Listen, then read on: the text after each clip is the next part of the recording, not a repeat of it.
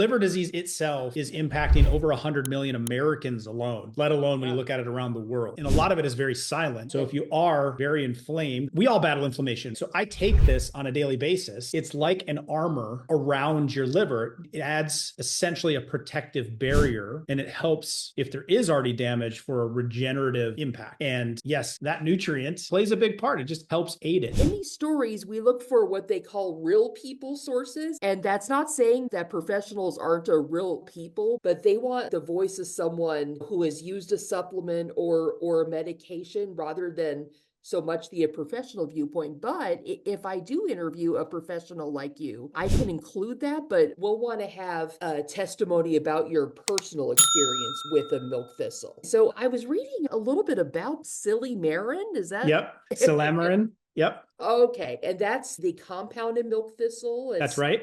Yep. And it leads to reduced inflammation, free radicals, and it helps people with fatty liver disease. That's right.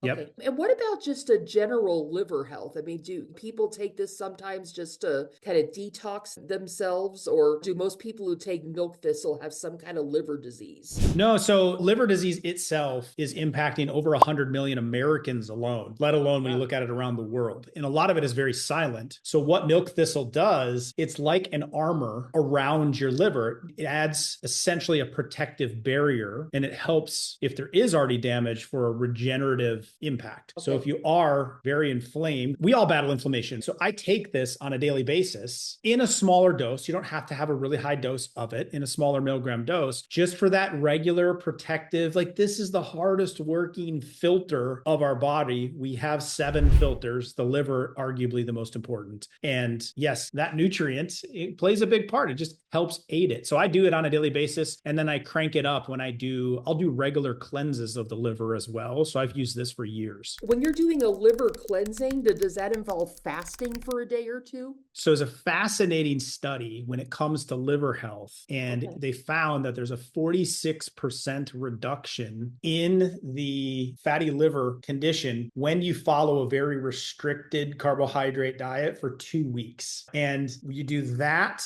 I add in milk thistle. There's a few other liver supporters. And then actually lemon water is another really good one to be adding in, just to break up some of the buildup that starts to happen with the liver and the kidneys. 2 weeks, though, you can up to a 46% reduction in fatty liver problems. I don't really know how fatty liver works in humans, but I know I had a cat who died of that. It happened as a result of him not eating for a few days. Is this something similar in humans? No, it'd actually be the other way around most of the time in humans. It's overeating, overconsumption, eating too often. So every time we're eating, especially foods that turn into sugar, you're getting a really high amount in the system really regularly. So you're constantly pegging the blood with more sugar, more sugar, more sugar. Well, the body gets a little resistant to that. It'd be like getting an Amazon package each day. You're kind of excited at first, but then if you get 8 a day and there's this constant knock on your door for more deliveries, you're like, I don't want any more deliveries. Well, the body kind of gets that way, and then the liver takes the brunt of it. And so fat begins to develop in the liver. Overconsumption, especially sugar, high fructose corn syrup, is a huge culprit. And,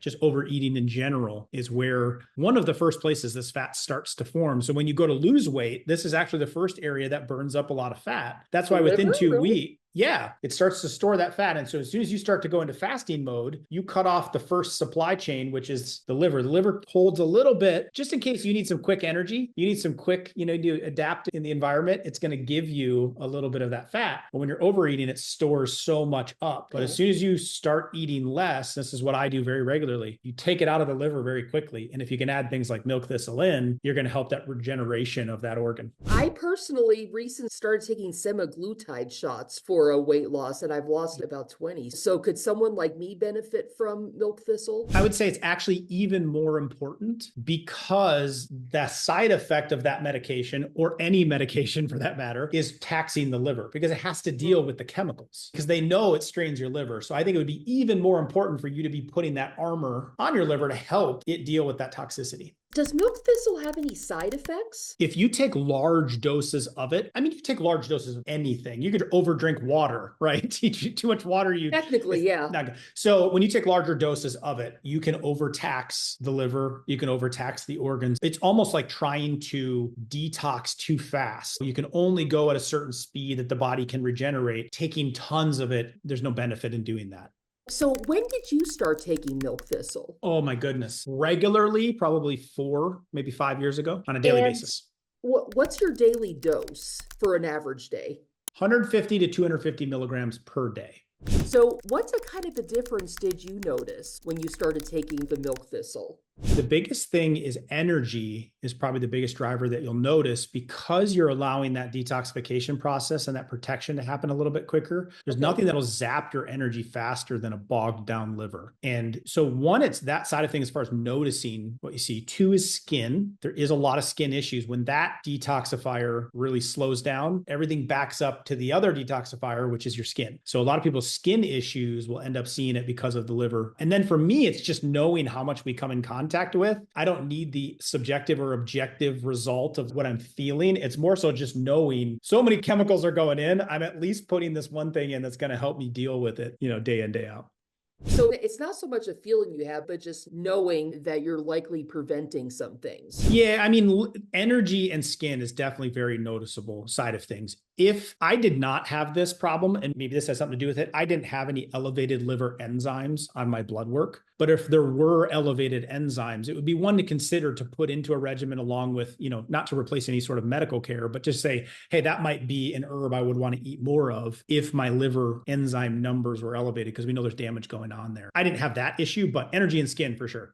What happened to your skin after you stopped taking it? Did it look smoother, clearer, or? It's more like blemishes. And I didn't necessarily have like rashes, but whether it's pimples or acne or blemishes on the skin, it's much more just cleaned up. And did you have blemishes before you started taking this? Yeah, I would say there's a little bit more of that. I mean, it wasn't a huge problem for myself, but I definitely know cleaner skin in that regard.